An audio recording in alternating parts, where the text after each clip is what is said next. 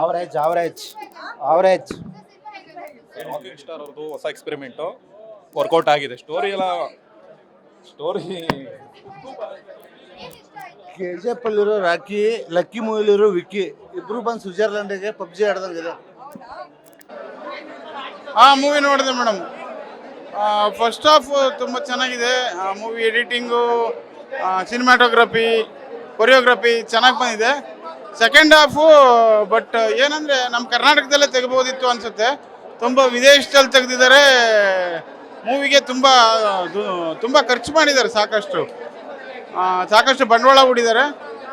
ಯಾಕೆ ಯಶ್ ಬಾಸು ಈ ಮೂವಿ ಬೇರೆ ಮೂವಿಗಳಿಗೆಲ್ಲ ನಾನು ಎಲ್ಲ ಮೂವಿಗಳ್ನು ನೋಡಿದ್ದೀನಿ.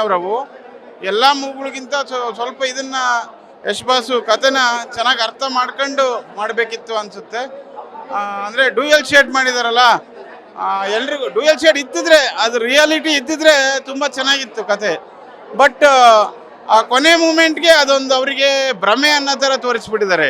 ಡ್ಯೂಯಲ್ ಶೇಡು ಅಪ್ಪ ಮಗನ ಕ್ಯಾರೆಕ್ಟ್ರು, ಮಗ ಅವನಿದ್ದಾನೆ, ಎಲ್ಲ ಆಡಿಯನ್ಸ್ಗೂ ಡ್ಯೂಯಲ್ ಶೇಡು ಅಪ್ಪ ಮಗ ಇದ್ದಾರೆ ಅನಿಸುತ್ತೆ. ಕೊನೆ ಮೂಮೆಂಟ್ಗೆ ಒಂದು ಟ್ವಿಸ್ಟ್ ಇಟ್ಟಿದ್ದಾರೆ, ಅದು ಭ್ರಮೆ. ಅಂದರೆ ಅವನು ಆ ಮಗು ಚಿಕ್ಕ ಹುಡುಗನಾಗಿದ್ದಾಗ ಕಾರೊಳಗಳಿಂದ ಕೆಳಗೆ ನದಿ ಒಳಗಡೆ ಬೀಳ್ತಾನೆ. ಅವಾಗ ಅವನ್ನ ಉಳ್ಸೋಕೆ ಹೋಗಿ ಈತ ಬುಲ್ಡೆಗೆ ಏಟ್ ಬೀಳುತ್ತೆ. ಏಟ್ ಬಿದ್ದಾಗ ಇವನಿಗೆ ಅದೇ ಸ್ವಲ್ಪ ಸೈಕೋರ್ ಥರ ಆಗ್ಬಿಟ್ಟು, ಅಂದರೆ ಮೆಂಟಲ್ ಡಿಸೆಬಿಲಿಟಿ ಆಗಿ ಅದೇ ಭ್ರಮೆಯಲ್ಲಿರ್ತಾನೆ ಅನ್ನೋದು.